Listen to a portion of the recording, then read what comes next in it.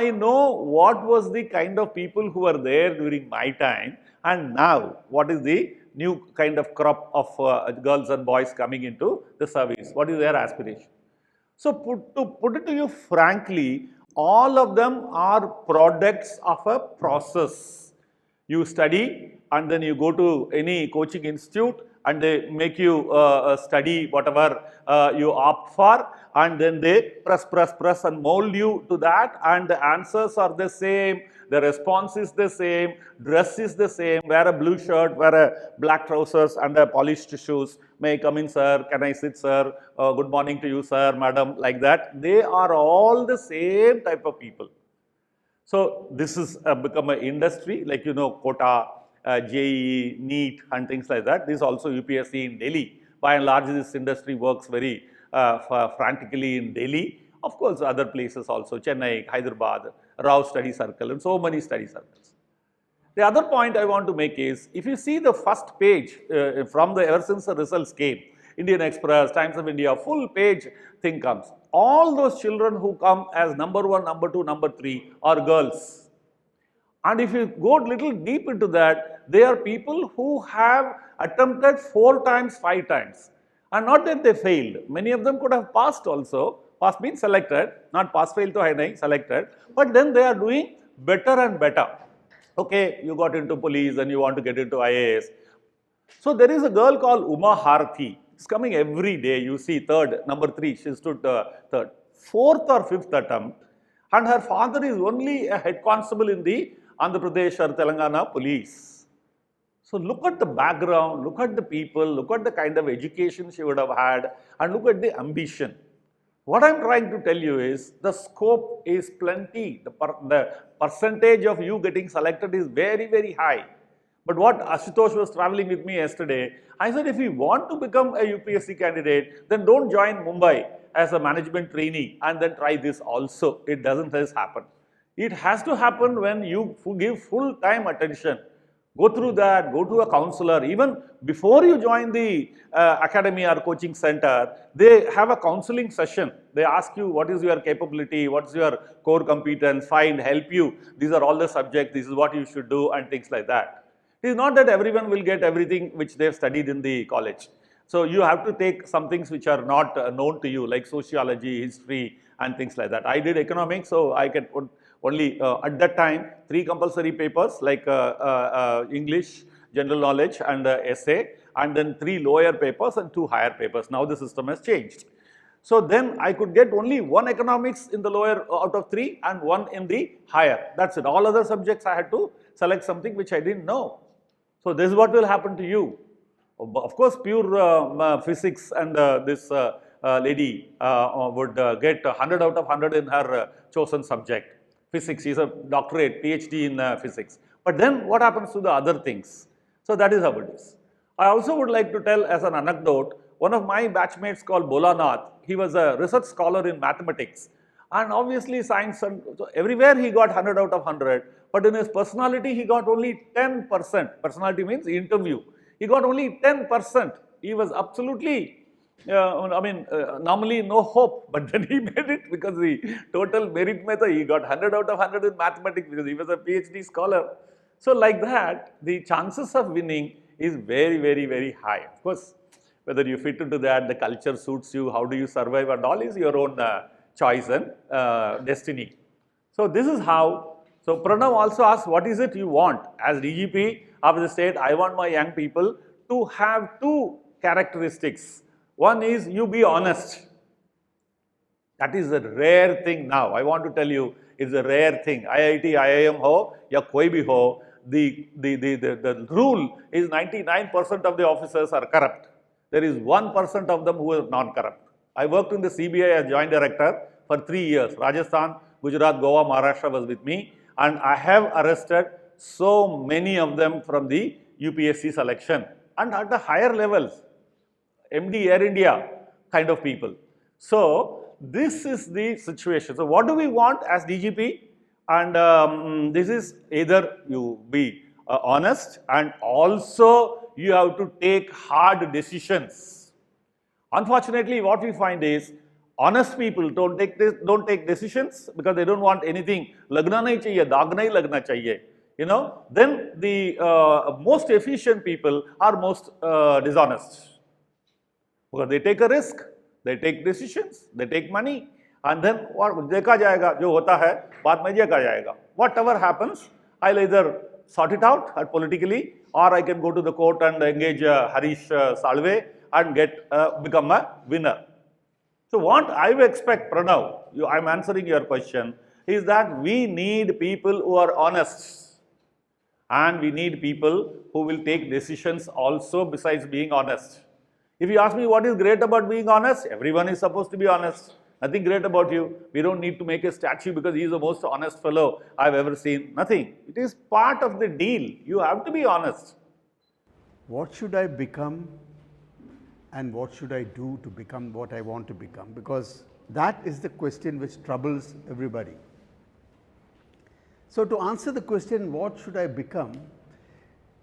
The answer actually lies inside you, it is not outside you, for which you have to discover yourself.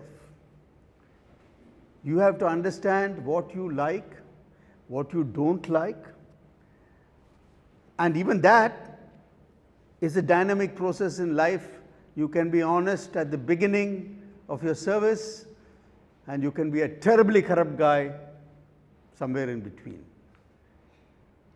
And when we talk about corruption, nobody requires money, everybody requires more money. You give me a lakh of rupees, I would want more. That is human nature, it is nothing abnormal. Human beings, and I'll quote Plato in 300 BC, he writes in the Republic, that we are fundamentally ambitious, greedy, and we only want things which others have. That is our nature. The world is what it is because human nature is what has remained constant throughout history.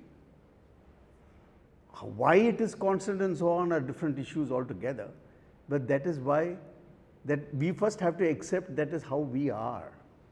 It is only from that acceptance that you can find out what you want to be. And it's a process you have to face throughout your life. It is not something which stops. It does not, as far as I am concerned, it does not matter what profession finally you find yourself in. Because let me tell you, there are too many variables over which individuals have no control. And if you think you are in control, you live in a world of illusion. What is in your control is your reaction to things which happen. That is in your control. Your attitude, that is in your control. Because it doesn't matter what you actually do. How do you look at what you do and make the best of it is what your attitude should be. And as you grow, the higher level of is when you can think beyond yourself. I mean, somebody said that, I think your deputy director said that yesterday. When you can actually put yourself beyond you. But we know that unless you have certain basic which you think you're satisfied with, the ability to think for others is very difficult. Not that there are people who have nothing and yet to do a lot for others. Your progress in life has to be estimated, and that's a value system which you have to inculcate, not by what you do to yourself. How do you actually make others' lives better? At the core of leadership is this particular attitude.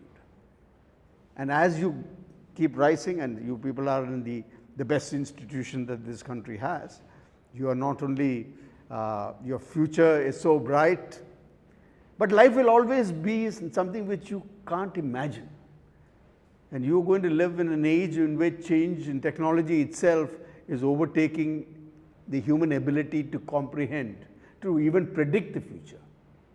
It is getting much more uncertain than it ever was. But what remains constant, the thread that weaves all this complete fabric together, is human nature. So if you want to ask yourself the question, मैंने करना क्या है? Look inside. and accept your faults. Try and change them, because only you can change them. You can hide your faults from others, but you can't hide it from yourself. And that is not easy, because the mind will always rationalize and find a reason when you know it is wrong, but you will find a reason to do it at that time, what we call temptation. So, one of this thing about temptation is the best way to deal with temptation is to succumb to it. So the point is, you guys are at your stage when I can assure you, your world is going to be uncertain. If you're looking for certainty, it is not available. It never was actually. The human being has actually lived in this uncertainty. There is only the degree of uncertainty because the interconnected world is growing, because the mass of information hitting your head. And if you think that your thoughts are your own, you are mistaken. Because now the world is so interconnected, what you are being bombarded with and how your mind is being hacked and hijacked by others, you have no idea. In fact, if all those who actually do shopping on Amazon would probably know that they know more about your shopping habits than you know about them. So the point is, while you look at the world outside, keep looking at yourself. And I would think one of the greatest things we take away from this country is the power of meditation. It's a terrific power. In our history, in the depth of our knowledge, meditation has always been given a special place. We are the ones who actually have now taken meditation to the rest of the world, in different forms altogether. And we ourselves don't indulge. We export, but we don't use it. Because what you can find, the triggering of ideas, the triggering of thoughts, because we are a prisoner of our own thoughts, comes by the ability to actually look at yourself. You look at any of the meditation techniques, whatever it is, whether you're feeling about the breath or your thoughts or so on, it's all inside you. It's like those people who think they cannot write. The power of writing is important in leadership because what you leave behind is not what is probably in your lectures or your talks that you give, but in what you write. That will endure through centuries. And I want to tell you that in each one of you is a writer. जब भी जिंदगी में कभी भी दिमाग में आए कि मैं ये काम करूं या ना करूं, क्या ये गलत है या ठीक है, उस समय एक चीज का ध्यान रखिए। पहली बात तो क्या इससे मेरे देश को फायदा होगा या नहीं होगा। अगर इससे देश का नुकसान हो रहा है तो obviously I should not be doing it if my country is at the loss. That is one. और दूसरा, अब कई लोग इतने सेल्फिश हो चुके हैं, कंट्री जाए भाड़ में, सोसाइटी जाए भाड़ में, उनको सिर्फ मैं ही बचा हुआ उनके लिए। ऐसे लोगों के लिए मैं दूसरा बोलता हूं आपको कि अगर आपको लगे कि जो मैं काम करने जा रहा हूं, अगर कल को ये टीवी के ऊपर ब्रेकिंग न्यूज आ गई या न्यूज़पेपर के फ्रंट पेज के ऊपर छप गया कि इन्होंने या इसने ये काम किया है, will your parents be happy, will your children be happy, will your teachers be happy? If the answer is yes, just do it, that means you are going to do a good job. But लगे नहीं यार, मेरे माँ बाप की नाक cut जाएगी, मेरे बच्चों के भी वो स्कूल में मुंह दिखाने नहीं रहेंगे, इसका पापा ने तो ये किया है, that means the wrong job. Don't do it.